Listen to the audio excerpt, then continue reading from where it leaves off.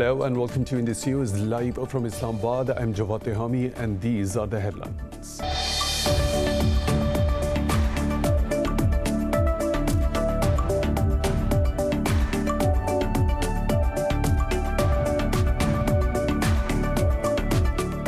Nearly 1,600 Palestinians have been arrested in Israel over the past 2 weeks amid protests against its aggression in occupied West Bank and Gaza. Israeli police have announced plans to arrest more in the coming days as a fragile Gaza truce holds for the fourth straight day. In addition, Israeli forces detained 41 Palestinians during raids in occupied East Jerusalem. The forces also shot dead a Palestinian after accusing him of stabbing 2 Israelis near a flashpoint area of the East Jerusalem.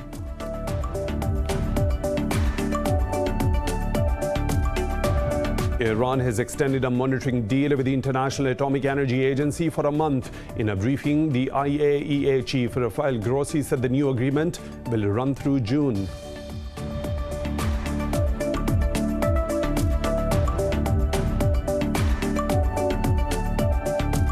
EU diplomats have threatened to restrict air traffic over Belarus a day after it forced a passenger plane to land in Minsk and arrested a dissident journalist. They accused Belarus of state-sponsored piracy and demanded an immediate release of the journalist. Belarus has said it was acting in response to a bomb threat on the flight, which turned out to be a false alarm.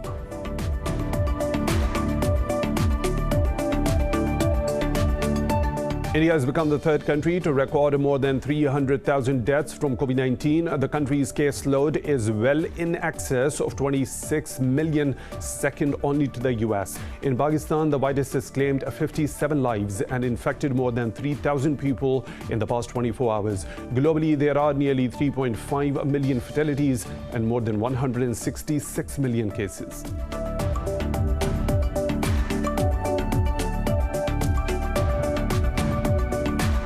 In India, authorities have begun evacuating thousands of people from the country's east coast as it braces for yet another cyclone.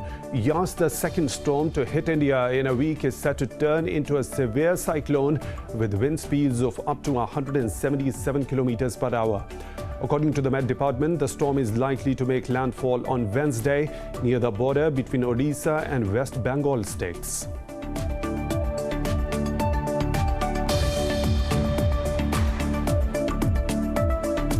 And in football, Spain's captain Sergio Ramos has been left out of the squad for this summer's Euro 2020 by coach Luis Enrique. Ramos has been struggling with injury and has only played 1 game since the end of the March. His absence means there are no players from Real Madrid for this summer's delayed tournament.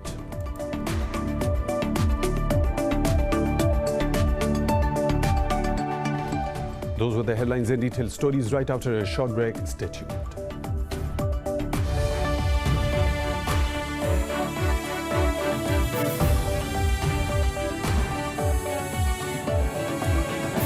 Welcome back, and now for the news in detail. Nearly 1,600 Palestinians have been arrested in Israel over the past 2 weeks amid protests against its aggression in occupied West Bank and Gaza. Israeli police have announced plans to arrest more in the coming days as a fragile Gaza truce holds for the fourth straight day. In addition, Israeli forces detained 41 Palestinians during raids in occupied East Jerusalem. The forces also shot at a Palestinian after accusing him of stabbing 2 Israelis near a flashpoint area of the East Jerusalem.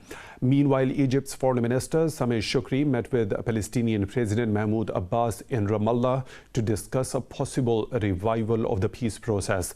U.S. Secretary of State Antony Blinken is also heading to the Middle East to meet Israeli and Palestinian leaders, among others, to build on the truce.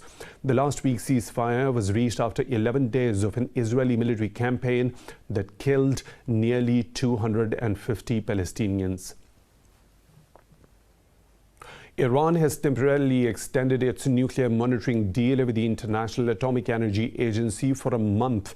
In a briefing, IAEA Chief Rafael Grossi said that Iran has agreed to extend the monitoring of its nuclear installations till the end of June. The 3-month monitoring deal between Tehran and the UN nuclear watchdog expired on Sunday. Russia has welcomed the step, saying it will help maintain an efficient atmosphere at the Vienna talks on revival of Iran nuclear deal. Moscow's permanent representative to the IAEA, Mikhail Ulyanov, said the step will facilitate the diplomatic efforts to restore the JCPOA. Pakistan's Prime Minister Imran Khan visited the Inter-Services Intelligence Secretariat, where he was briefed on the internal and regional security situation. According to Prime Minister's office, Imran Khan appreciated the ISI efforts for national security and expressed his satisfaction over professional preparedness. He was accompanied by Army Chief General Qamar Javed Bajwa, other military officials and sub-cabinet members. They were received by ISI Director General Lieutenant General Faiz Hamid. The Pakistani and the US National Security advisors met in Geneva on Sunday and discussed a range of bilateral, regional and global issues. It's the first in-person high-level contact between the two countries since the Biden administration assumed office in January. In a tweet, a Pakistan security advisor, Mueed Yusuf, said the two sides agreed to advance cooperation in bilateral relations. The spokesperson for the US National Security Advisor also released a similar statement. India has become the third country to record more than 300,000 deaths from COVID-19. The country's caseload is well over 26 million, second only to the US. The new coronavirus is ravaging India and parts of Latin America as vaccine supplies, management and distribution continue to pose challenges. Nearly 4,500 more people lost their lives in India and 222,000 tested positive overnight. Over in Latin America, Brazil registered 860 fatalities and almost 36,000 new cases, with the tally crossing 16 million. But in some good news, Mexico registered 50 new deaths, the lowest daily increase in over a year. Meanwhile, a new study shows dogs can detect COVID-positive arrivals and could soon be used at airports. And Bahrain will suspend the entry of travelers from countries on its red list from May 24th. It mostly includes South Asian countries where the Indian variant has been detected. Globally, there are nearly 3.5 million fatalities and more than 166 million cases. Pakistan has lost 57 lives to coronavirus in the past 24 hours. The health ministry says the virus has infected another 3,000 people overnight. Nationwide, the virus has claimed over 20,300 lives. More than 903,000 people have been infected so far. Officials say 820,000 people have recovered, while there are nearly 63,000 active cases and more than 4,700 critical ones. Meanwhile, Pakistan has purchased another 2 million doses of the Chinese Sinovac vaccine. With the arrival of this consignment, a total of 11 million vaccines have been received. In Indian-occupied Jammu and Kashmir, the body of another young man, Huzab Ahmed, has been found in the Keva Kazigand area of Kulgam district. Dead bodies of civilians are found almost daily across the occupied valley. This comes as occupying troops continue cordon and search operations. Meanwhile, the All Parties Hurriyat Conference has urged the United Nations to take action against war crimes by the Indian forces. In a statement, the Hurriyat also lauded Pakistan for exposing Indian brutalities on international forums. EU diplomats have threatened to restrict air traffic over Belarus a day after it forced a passenger plane to land in Minsk and arrested a dissident journalist. They accused Belarus of state-sponsored piracy and demanded an immediate release of the journalist. EU members are set to discuss tightening sanctions are already in place against Minsk at a summit later in the day. The bloc has also summoned the Belarusian ambassador over the forced landing, but Belarus says it was acting in response to a bomb threat on the flight, which turned out to be a false alarm. Earlier, a Latvian airline, Air Baltic, became the first to announce it would no longer use Belarusian airspace. Myanmar security forces have killed 4 more people after opening fire at a church in Kaya State. Local media says the victims were taking shelter in the church. The Karenni People's Defense Force says its fighters torched the houses of military collaborators and government offices in the state. It comes a day after 40 soldiers were reportedly killed during clashes with resistance fighters in Kaya. Meanwhile, a resistance fighter was killed and 5 others were hurt in Mobile town.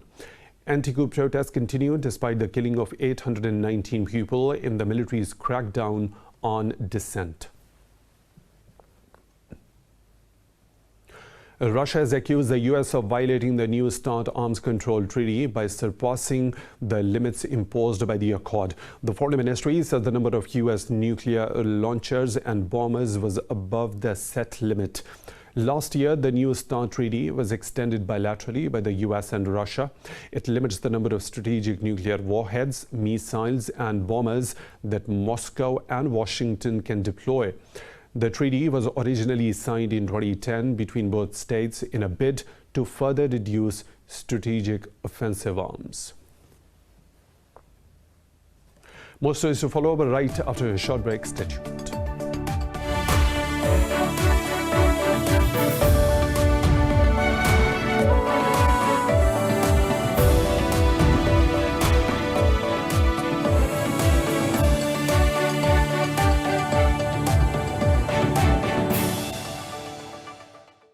Welcome back. In the US, civil rights activists rallied in Minneapolis on the first anniversary of George Floyd's death. Derek Chauvin, a former Minneapolis policeman, was found guilty of murdering him.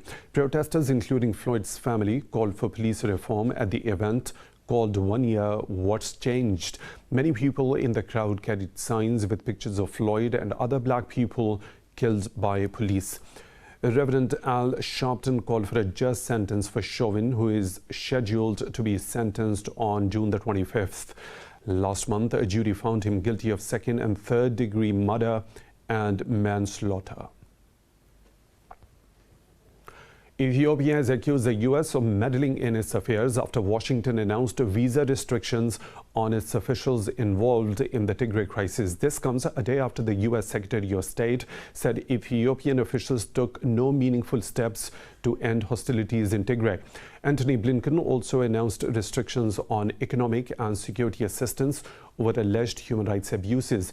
In response, Ethiopia's foreign ministry said if the US restrictions continued, Addis Ababa would be forced to reassess its ties with Washington.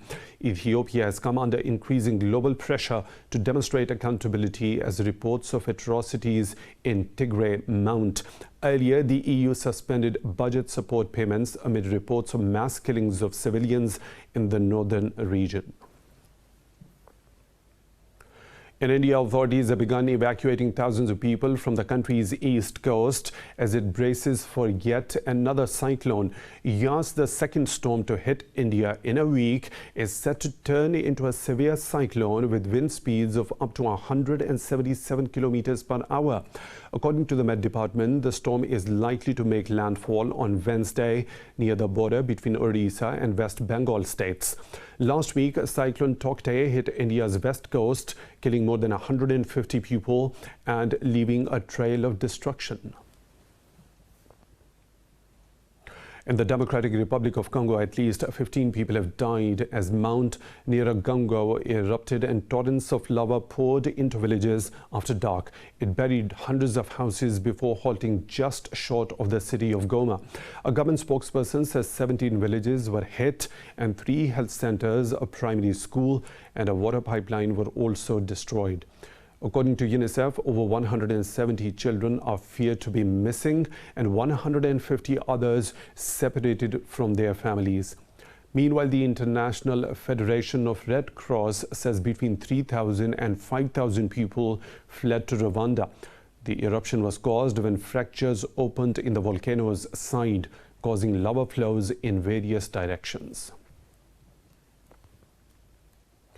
Russia has warned Google of a fine if it did not delete the content within 24 hours that Moscow terms prohibited.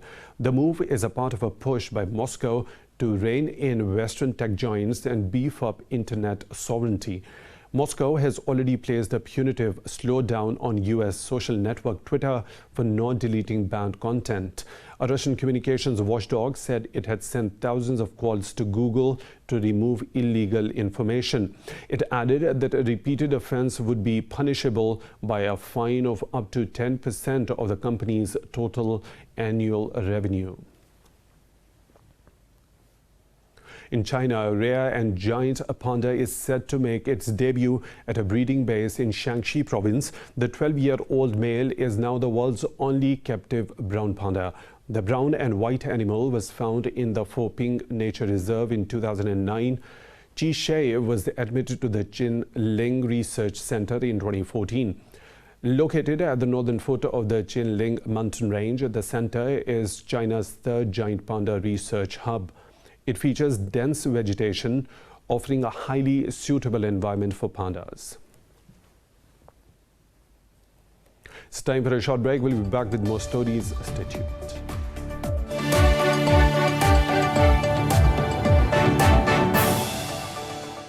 Come back, and in Italy, the snowy slopes are busy as skiing resorts have finally opened after more than a year's closure.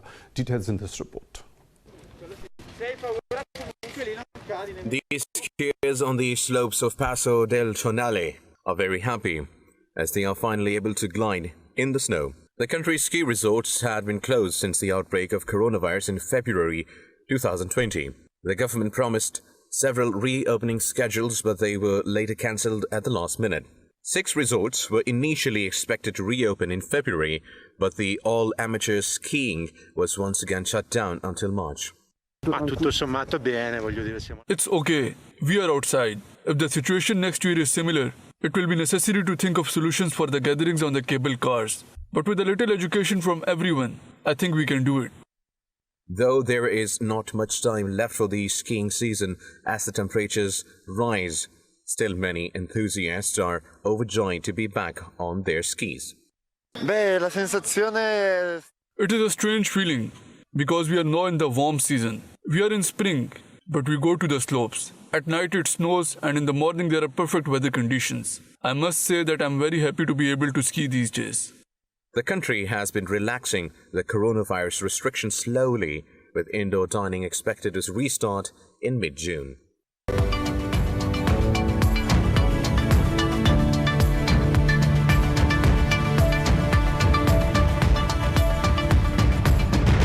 And now the business updates. European stocks are trading mixed at the start of the week. Investors continue to focus on inflation concerns and the Bitcoin sell-off. Frankfurt's DAX is leading the gains, adding nearly 0.5%. London's FTSE has edged up marginally. The CAC 40 in Paris is hovering above the flat line. At least FTSE MIB and the Pan-European Stock 600 have dipped. Earlier Asian markets were somewhat muted, with Hong Kong's Hang Seng and Seoul's Kospi dipping.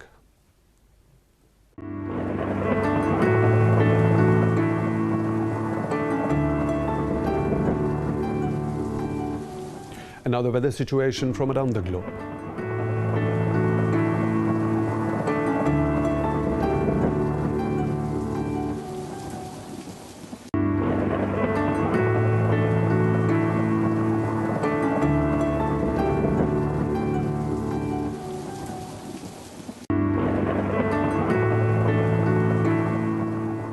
And that is all for now with the latest updates. You can follow us on social media at Indus News.